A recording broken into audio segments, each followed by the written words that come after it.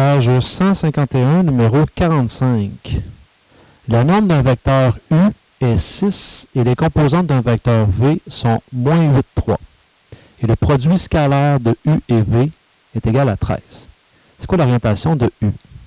Dans un premier temps, pour ce problème-là, moi, je vous dirais que j'anticipe qu'on va avoir besoin de l'orientation du vecteur V. Autant aussi bien le faire tout de suite. Le vecteur V, on nous dit que ses composantes, c'est moins 8, 3. Donc, je sais que le vecteur V se comporte comme ceci. Ça, c'est mon vecteur V. Donc, je peux venir trouver l'angle qui est ici, et après ça, on ira déduire son orientation. Donc, θ, si je fais la tangente de θ, ça me donne 3 sur 8. Donc, la mesure de l'angle θ, je vais faire la tangente moins 1 de 3 sur 8 et je vais obtenir 20,56. Parfait, on retient ça. Donc, l'angle qui est là, pour le vecteur V, c'est 20,56. Là, ici, on me parle du produit scalaire. Commençons par réécrire le produit scalaire pour voir qu'est-ce qu'on a comme information. U fois V, en produit scalaire, on sait que c'est la norme de U, fois la norme de V, fois la cos de l'angle entre les deux. U fois V, on me dit que ça vaut 13. La norme de U, c'est 6. La norme de V, on peut trouver la norme de V. J'ai moins 8 et j'ai 3, donc je peux facilement trouver la norme de V. Par Pythagore, je vais voir que ça fait la racine de 73, fois le cos de θ.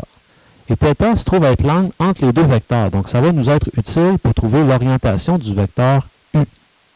Donc ici, si je fais 13 divisé par 6 fois la racine de 73, ça va me donner cos de θ.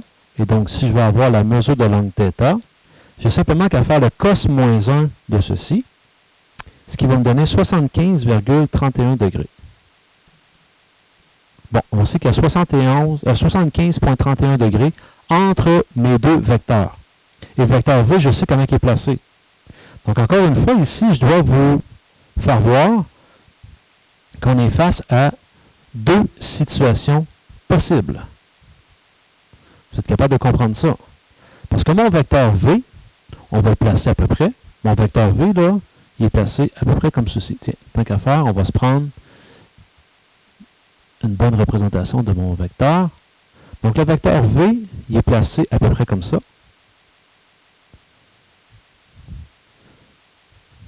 Ça, c'est mon vecteur V. On l'a mis ici. Ça, c'est mon vecteur V. C'est la même chose. Pour bien vous le faire voir, je vais placer le tout selon l'horizon. Selon l'horizon. Parce que on a déduit, nous, tout à l'heure, que l'angle qui était juste ici, l'angle qui est ici, ça, on a trouvé ça. On a trouvé 20,56. Donc, je sais qu'ici, j'ai 20,56 degrés. Et là, ce que je veux vous faire voir, c'est que entre mes deux vecteurs, donc entre mes deux vecteurs, il y a 75,31. Ça veut dire que mon vecteur U, hein, c'est bien celui-là, le vecteur U. Oui, donc le vecteur U, 75,31. Le vecteur U peut être placé quelque part comme ça ici. Ou il peut être placé comme ça ici, en ayant encore 75,31 entre les deux. Donc, je vais vous représenter les deux situations. Voici à peu près ce qui peut se produire.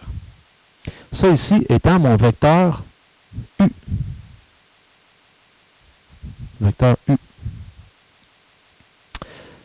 C'est simplement une déduction qu'on va faire parce que tout à l'heure, on a vu que entre les deux ici, au total, j'avais 75,31.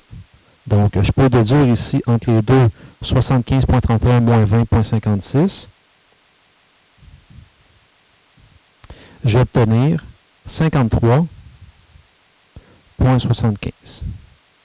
Donc, dans ce cas ici, l'orientation de U, je sais que l'orientation, c'est de là jusqu'à là.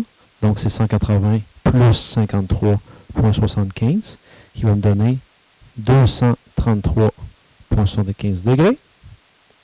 Et dans ce cas ici, entre les deux, on a notre 75,31 degrés. Donc, mon orientation pour U, c'est ce qui me reste ici, du 180 degrés. Et quand j'effectue ce petit calcul-là, j'obtiens 84,13 degrés. Alors, voilà pour le numéro 45.